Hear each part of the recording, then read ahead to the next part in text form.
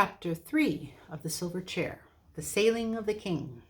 I want to show you this picture of the ship. You see that? And there's the castle. Pretty cool, huh?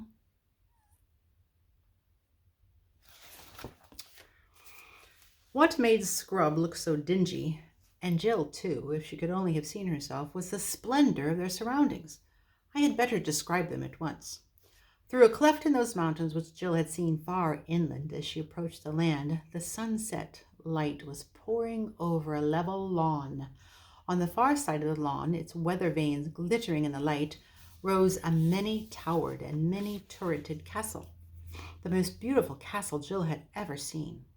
On the near side was a quay of white marble, and moored to this the ship, a tall ship with high forecastle and high poop, gilded and crimson, with a great flag at the masthead and many banners waving from the decks, and a row of shields bright as silver along the bulwarks.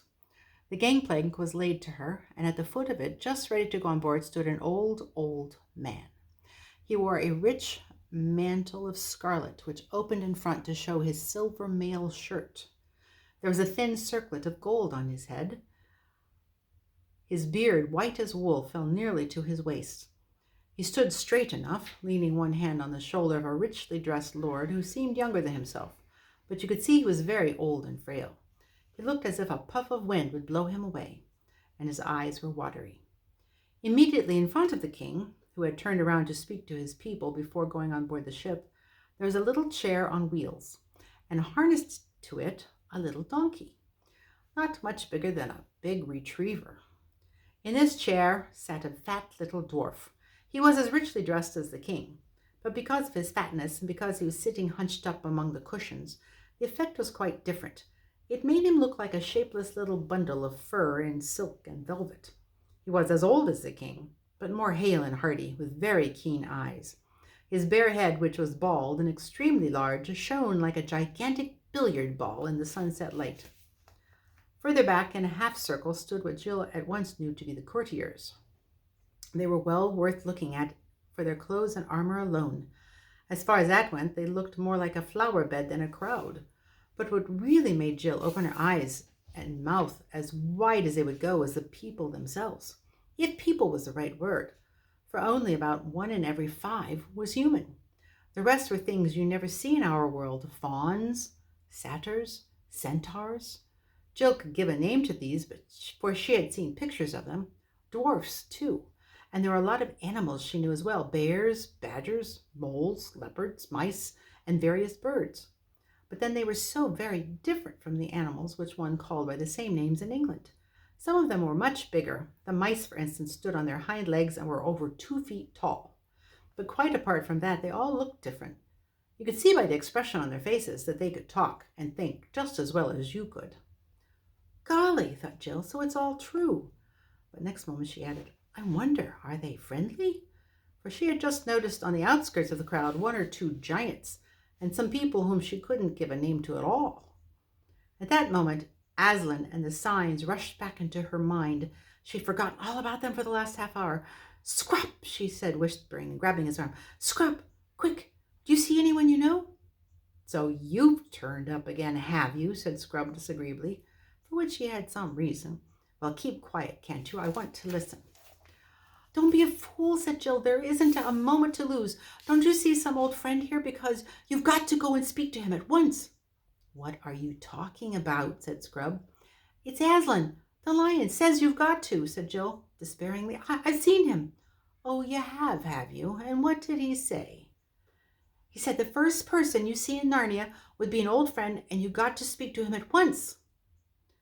Well, there's nobody here I've ever seen in my life before, and anyway, I don't know whether this is Narnia.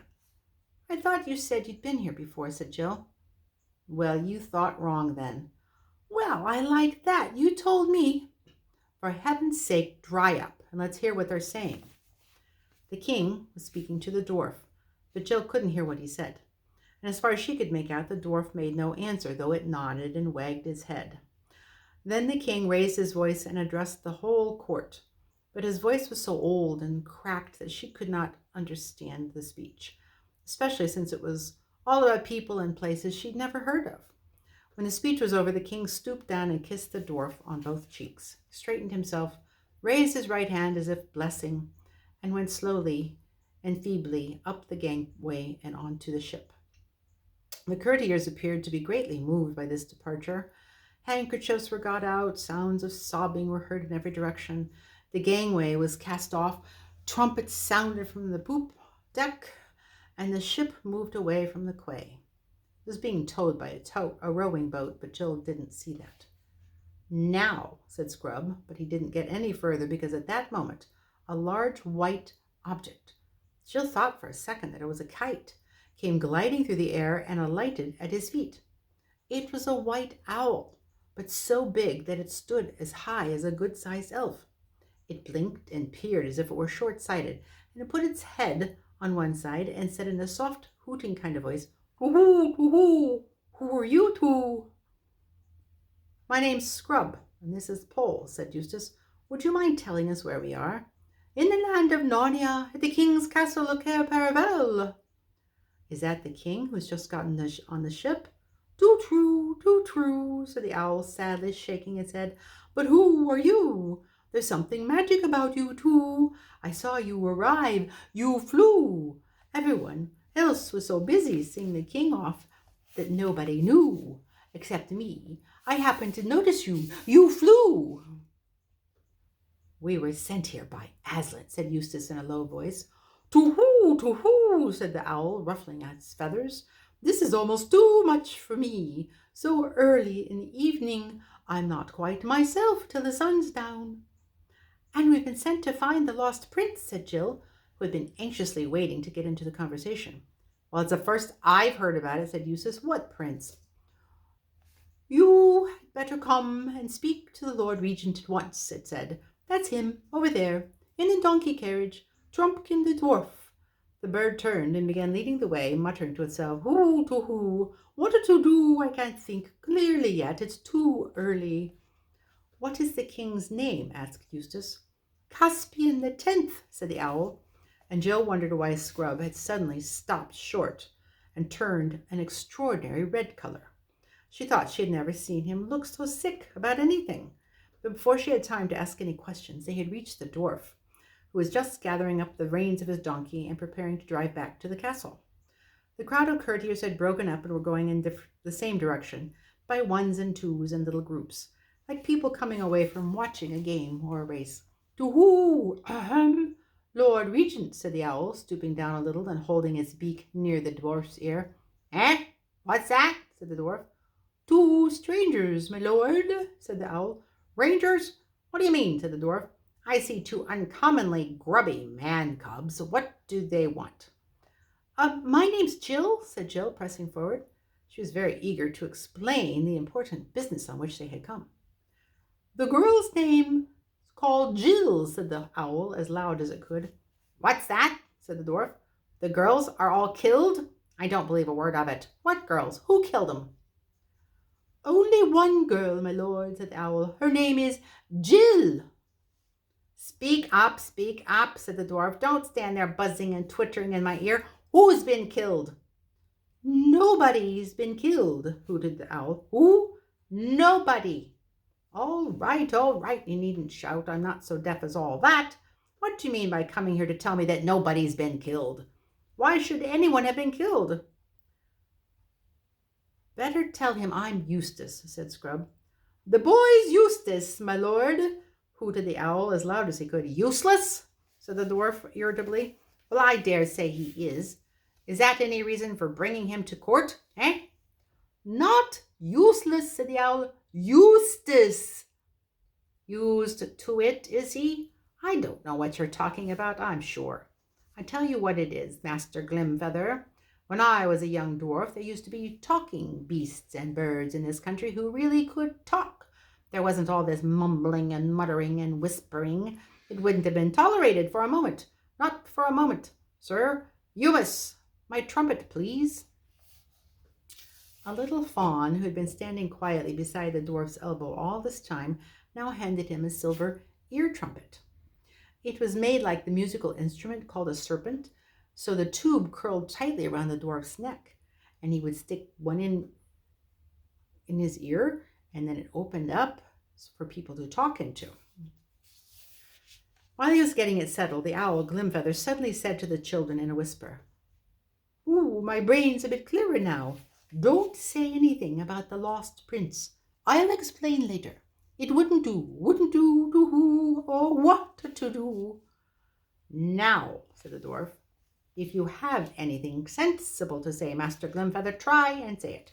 Take a deep breath. Don't attempt to speak too quickly." With help from the children, and in spite of a fit of coughing on the part of the dwarf, Glimfeather explained that the strangers had been sent by Aslan to visit the court of Narnia. The dwarf glanced quickly up at them with a new expression in his eyes. "Sent by the lion himself, eh?" he said. "And from that other place, beyond the world's end, eh?" "Yes, my lord," yelled Eustace into the trumpet. "Son of Adam and daughter of Eve, eh?" said the dwarf. But people at Experiment House haven't heard of Adam and Eve, so Jill and Eustace couldn't answer this, but the dwarf didn't seem to notice. "Well, my dears," he said, taking first one and then the other by the hand and bowing his head a little, "you are very heartily welcome. If the good king, my poor master, had not this very hour set sail for 7 Isles, he would have been glad of your coming. It would have brought back his youth to him for a moment. Now, it is high time for supper. You shall tell me your business in full council tomorrow morning. Master Glimfeather, see that bedchambers and suitable clothes and all else is provided for these guests in a most honorable fashion. And, Glimfeather, in your ear." And here the dwarf put his mouth close to the owl's head and no doubt intended to be whispering, but like other deaf people, he wasn't a very good judge of whispering, and both children heard him say, "See that they're properly washed." After that, the dwarf touched up his donkey, and it set off towards the castle at something between a trot and a waddle. It was a very fat little donkey, while the fawn, the owl, and the children followed at a rather slower pace. The sun had set, and the air was growing cool. They went across the lawn and through the orchard, and so to the north gate of Cair Paravel, which stood wide open. Inside they found a grassy courtyard. Lights were already showing from the windows of the great hall on their right, and from a more complicated group of buildings straight ahead. Into these the owl led them, and there a most delightful person was called to look after Jill. She was not much taller than Jill herself, and much thinner, but obviously full grown, graceful as a willow, and her hair was willowy too. There seemed to be moss in it. She brought Jill to a round room in one of the turrets, that's like a tower, where there was a little bath sunk in the floor, and a fire of sweet-smelling woods burning on the flat hearth, and a lamp hanging by a silver chain from the vaulted roof. The window looked west into the strange land of Narnia, and Jill saw the red remains of the sunset still glowing behind distant mountains. It made her long for more adventures and feel sure that this was only the beginning. When she had had her bath and brushed her hair and put on the clothes that had been laid out for her, they were the kind that not only felt nice, but they looked nice and smelled nice and made nice sounds when you moved in them. She would have gone back to gaze out of that exciting window, but she was interrupted by a bang on the door. "Come in," said Jill, and in came Scrub, also bathed and splendidly dressed in Narnian clothes. But his face didn't look as if he was enjoying it. "Oh, here you are at last," he said crossly, flinging himself down. "I've been trying to find you for ever so long." "Well, now you have," said Jill. "I say, Scrub, isn't it all simply too exciting and scrumptious for words?" She had forgotten all about the signs and the lost prince for the moment. "Oh, that's what you think it is?" said Scrub. And after a pause, "I wish to goodness we'd never come." "Why on earth?" "I can't bear it," said Scrub, "seeing the king, Caspian, a doddering old man like that. It's frightful. You see, the last time Eustace saw Prince Caspian, he was a young man, very strong, very handsome, and it makes him sad." "Why, what harm does it do you?" "Oh, you don't understand. Now I come to think of it, you couldn't. I didn't tell you that this world has a different time from ours." "How do you mean?" "The time you spend here doesn't take up any of our time. Do you see? I mean, however long we spend here, We shall still get back to Experiment House at the moment we left it. That won't be much fun. Oh, dry up. Don't keep interrupting. And when you're back in England, in our world, you can't tell how time is going here. Might be any number of years in Narnia while we're having one of your at home. The Bavincis explained it all to me, but like a fool, I forgot about it. And now, apparently, it's been about 70 years, Narnian years, since I was here last. Do you see now? And I come back and find Caspian an old, old man. Then the king was an old friend of yours, said Jill. A horrid thought had struck her. I should jolly well think he was, said Scrub, but as good a friend as the chap could have. And last time he was only a few years older than me. To see that old man with a white beard and to remember Caspian and he was the morning we captured the Lone Islands or in the fight with the sea serpent. Oh, it's frightful. It's worse than coming back and finding him dead. Oh, shut up, said Jill impatiently. It's far worse than you think. We've muffed the first sign. Of course, Scrub did not understand this. And then Jill told him about her conversation with Aslan and the 4 signs and the task of finding the lost prince which had been laid upon them. So you see, she wound up, you did see an old friend, just as Aslan said, and you ought to have gone and spoken to him at once. And now you haven't, and everything is going wrong right from the beginning. Well, how was I to know, said Scrub. Well, if you'd only listened to me when I tried to tell you, we'd be all right, said Jill. Yes, and if you hadn't played the fool on the edge of that cliff and jolly nearly murdered me. All right, I said murder, and I'll say it again, as often as I like, so keep your hair on. We'd have come together and both known what to do.